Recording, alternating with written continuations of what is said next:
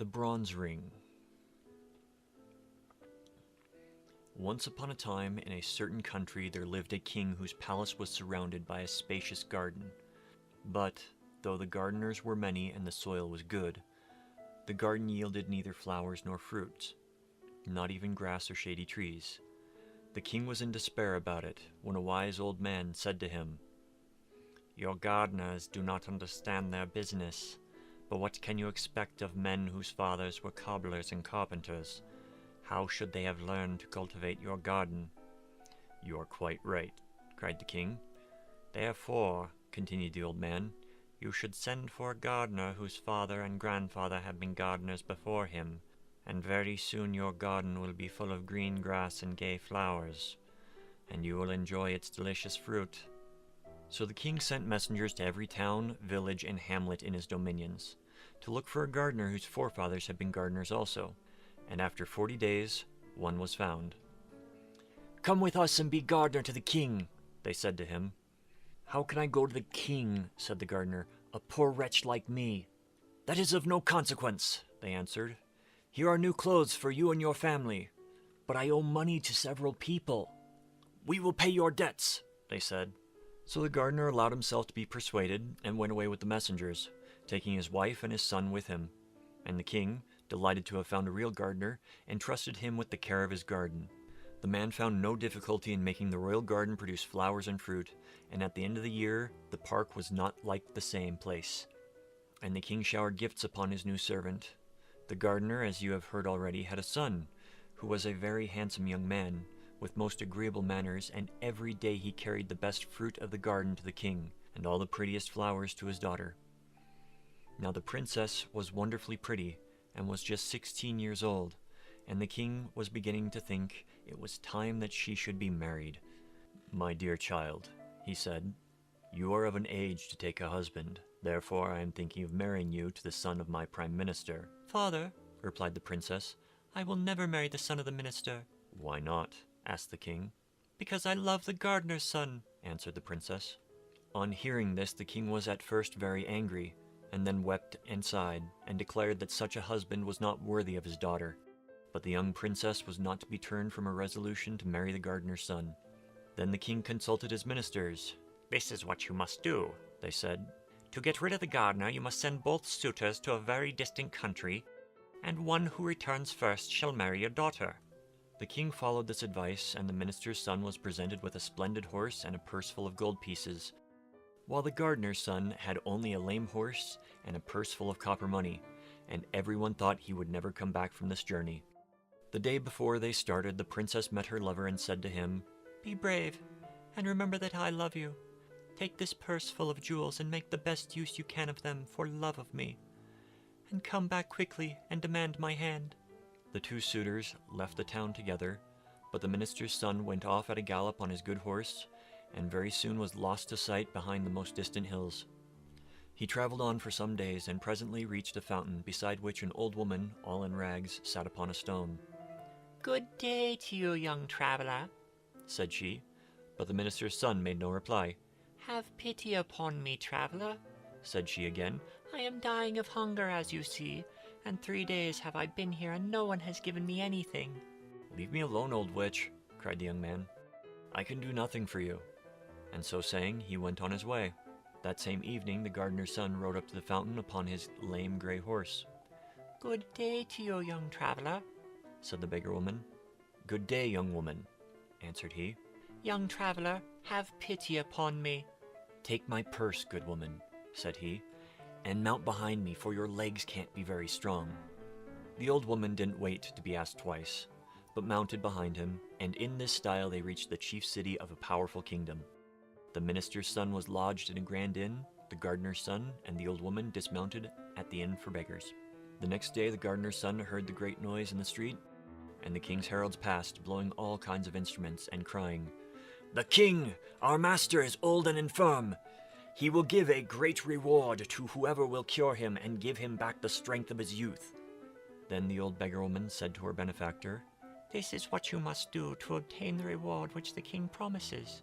Go out of the town by the south gate, and there you will find 3 little dogs of different colors. The first will be white, the second black, the third red. You must kill them and then burn them separately, and gather up the ashes. Put the ashes of each dog into a bag of its own color, and then go before the door of the palace and cry out, 'A celebrated physician has come from Janina in Albania. He alone can cure the king and give him back the strength of his youth.' The king's physicians will say, 'This is an impostor and not a learned man,' and they will make all sorts of difficulties. But you will overcome them at last, and will present yourself before the sick king. You must then demand as much wood as 3 mules can carry, and a great cauldron, and must shut yourself up in a room with the sultan. And when the cauldron boils, you must throw him into it, and there leave him until his flesh is completely separated from his bones. Then arrange the bones in their proper places, and throw over them the ashes out of the 3 bags. The king will come back to life, and will be just as he was when he was 20 years old. For your reward, you must demand the bronze ring which has the power to grant you everything you desire. Go, my son, and do not forget any of my instructions." The young man followed the old beggar woman's directions. On going out of the town, he found the white, red, and black dogs, and killed and burnt them, gathering the ashes into 3 bags. Then he ran to the palace and cried, "A celebrated physician has come from Janina in Albania. He alone can cure the king and give him back the strength of his youth." The king's physicians at first laughed at the unknown wayfarer, but the sultan ordered that the stranger should be admitted. They brought the cauldron and the loads of wood, and very soon the king was boiling away. Toward midday the gardener's son arranged the bones in their places, and he had hardly scattered the ashes over them before the old king revived, to find himself once again young and hearty. "How can I reward you, my benefactor?" he cried. "Will you take half my treasures?" "No," said the gardener's son. "My daughter's hand?" "No." "Take half my kingdom?" "No." "Give me only the bronze ring which can instantly grant me anything I wish for." "Alas," said the king, "I set great store by that marvelous ring. Nevertheless, you shall have it." And he gave it to him. The gardener's son went back to say goodbye to the old beggar woman. Then he said to the bronze ring, "Prepare a splendid ship in which I may continue my journey. Let the hull be of fine gold, the masts of silver, the sails of brocade. Let the crew consist of 12 young men of noble appearance, dressed like kings. St. Nicholas will be at the helm. As to the cargo, let it be diamonds, rubies, emeralds, and carbuncles." And immediately the ship appeared upon the sea, which resembled in every particular the description given by the gardener's son. And stepping aboard, he continued his journey. Presently he arrived at a great town and established himself in a wonderful palace. After several days he met his rival, the minister's son, who had spent all his money and was reduced to the disagreeable employment of a carrier of dust and rubbish. The gardener's son said to him, "What is your name, and what country do you come from?" "I am the son of the prime minister of a great nation, and yet see what a degrading occupation I am reduced to. Listen to me. Though I don't know anything more about you, I am willing to help you. I will give you a ship to take you back to your own country upon one condition. Whatever it may be, I accept it willingly. Follow me to the palace." The minister's son followed the rich stranger, whom he had not recognized. When they reached the palace, the gardener's son made a sign to his slaves, who completely undressed the newcomer. "Make this ring red hot," commanded their master, "and mark the man upon his back." The slaves obeyed him. "Now, young man," said the rich stranger, "I am going to give you a vessel which will take you back to your own country." And, going out, he took the bronze ring and said, "Bronze ring, obey thy master. Prepare me a ship in which the half-rotten timbers shall be painted black. Let the sails be in rags, and the sailors infirm and sickly. One shall have lost a leg, another an arm, the third shall be a hunchback, another lame or club-footed or blind, and most of them shall be ugly and covered in scars. Go and let my orders be executed." The minister's son embarked in this old vessel, and thanks to favorable winds, at length reached his own country. In spite of the pitiable condition in which he returned, they received him joyfully. "I am the first to come back," he said to the king. "Now fulfill your promise and give me the princess in marriage." So they at once began to prepare for the wedding festivities. As to the poor princess, she was sorrowful and angry enough about it. The next morning, at daybreak, a wonderful ship with every sail set came to anchor before the town. The king happened at that moment to be at the palace window. "What strange ship is this?" he cried. that has a golden hull, silver masts, and silken sails? And who are the young men like princes who man it? And do I not see St. Nicholas at the helm? Go at once and invite the captain of this ship to come to my palace." His servants obeyed him, and very soon in came an enchantingly handsome young prince, dressed in rich silk, ornamented with pearls and diamonds. "Young man," said the king, "you are welcome, whoever you may be. Do me the favor to be my guest as long as you remain in the capital." "Many thanks, sire," replied the captain. "I accept your offer." "My daughter is about to be married," said the king. "Will you give her away?" "I shall be charmed, sire." Soon after came the princess and her betrothed. "Why, how is this?" cried the young captain. "Would you marry this charming princess to such a man as that?" "But he is my prime minister's son." "What does that matter? I cannot give your daughter away. The man she is betrothed to is one of my servants." "Your servant?" "Without doubt. I met him in a distant town, reduced to carrying away dust and rubbish from the houses. I had pity on him and engaged him as one of my servants." "It is impossible," cried the king. "Do you wish me to prove what I say? This young man returned in a vessel which I fitted out for him, an unseaworthy ship with a black battered hull, and the sailors were infirm and crippled." "It is quite true," said the king. "It is false," cried the minister's son. "I do not know this man." "Sire," said the young captain, "order your daughter's betrothed to be stripped and see if the mark of my ring is not branded upon his back." The king was about to give this order when the minister's son, to save himself from such indignity, admitted that the story was true. "And now, sire," said the young captain, "do you not recognize me?" "I recognize you," said the princess. "You are the gardener's son whom I have always loved, and it is you I wish to marry." "Young man, you shall be my son-in-law," cried the king. "The marriage festivities are already begun, so you shall marry my daughter this very day." And so that very day, the gardener's son married the beautiful princess. Several months passed. The young couple were as happy as the day was long, and the king was more and more pleased with himself for having secured such a son-in-law.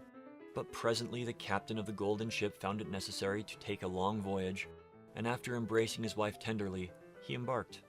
Now in the outskirts of the capital, there lived an old man who had spent his life studying black arts, alchemy, astrology, magic, and enchantment. This man found out that the gardener's son had only succeeded in marrying the princess by the help of the genie who obeyed the bronze ring. "I will have that ring," said he to himself. So he went down to the seashore and caught some little red fishes. Really, they were quite wonderfully pretty. Then he came back, and passing before the princess's window, he began to cry out, "Who wants some pretty little red fishes?" The princess heard him and sent out one of her slaves, who said to the old peddler, "What will you take for the fish?" "A bronze ring." "Bronze ring, old simpleton? Where shall I find one?" "Under the cushion in the princess's room." The slave went back to her mistress. "The old madman will take neither gold nor silver," said she. "What does he want then?" "A bronze ring that is hidden under a cushion." "Find the ring and give it to him," said the princess. And at last the slave found the bronze ring, which the captain of the golden ship had accidentally left behind, and carried it to the man, who made off with it instantly. Hardly had he reached his own house when, taking the ring, he said, "Bronze ring, obey thy master. I desire that the golden ship shall turn to black wood, and the crew to hideous creatures, that St. Nicholas shall leave the helm, and the only cargo shall be black cats." And the genie of the bronze ring obeyed him. Finding himself upon the sea in this miserable condition, the young captain understood that someone must have stolen the bronze ring from him, and he lamented his misfortune loudly, but that did him no good. "Alas," he said to himself, "whoever has taken my ring has probably taken my dear wife also. What good will it do me to go back to my own country?" And he sailed about from island to island, and from shore to shore, believing that wherever he went, everyone was laughing at him. And very soon his poverty was so great that he and his crew and the poor black cats had nothing to eat but herbs and roots. After wandering about a long time, he reached an island inhabited by mice. The captain landed upon the shore and began to explore the country. There were mice everywhere, and nothing but mice. Some of the black cats had followed him, and, not having been fed for several days, they were fearfully hungry and made terrible havoc among the mice. Then the queen of the mice held a council. "These cats will eat every one of us," said she. "If the captain of the ship does not shut the ferocious animals up, let us send a deputation to him. of the bravest among us. Several mice offered themselves for this mission and set out to find the young captain.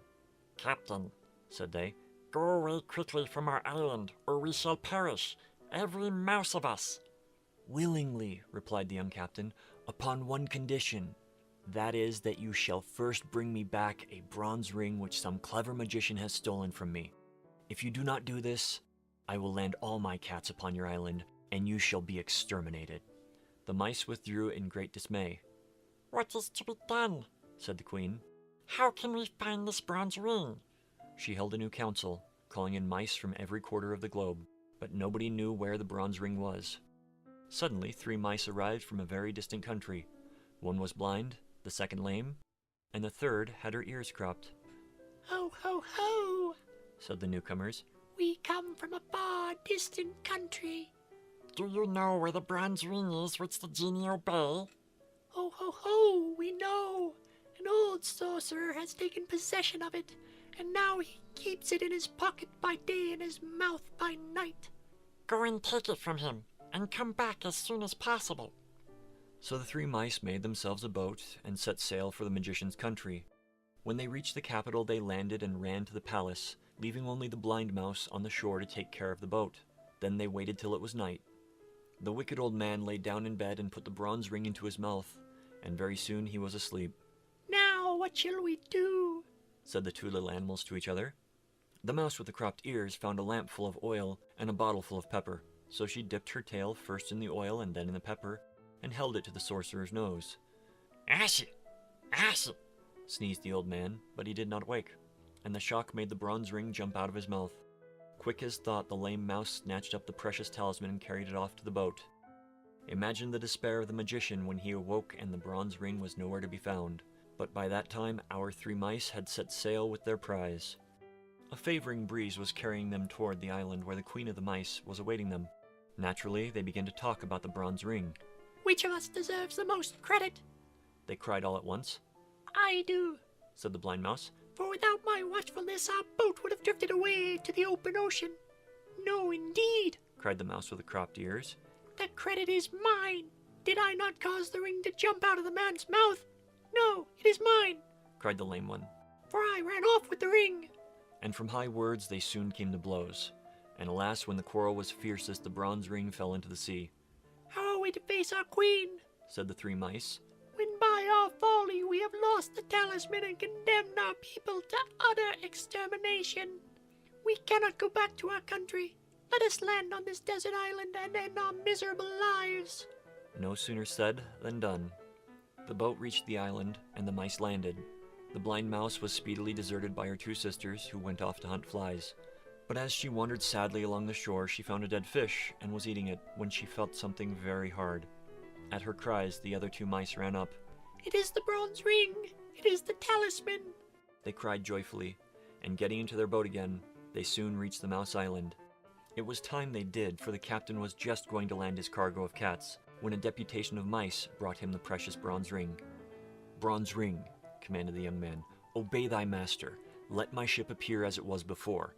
Immediately, the genie of the ring set to work, and the old black vessel became once more the wonderful golden ship with sails of brocade. The handsome sailors ran to the silver masts and the silken rope, and very soon they set sail for the capital. Ah, how merrily the sailors sang as they flew over the glassy sea. At last the port was reached. The captain landed and ran to the palace, where he found the wicked old man asleep. The princess clasped her husband in a long embrace. The magician tried to escape, but he was seized and bound with strong cords. The next day the sorcerer, tied to the tail of a savage mule loaded with nuts, was broken into as many pieces as there were nuts upon the mule's back.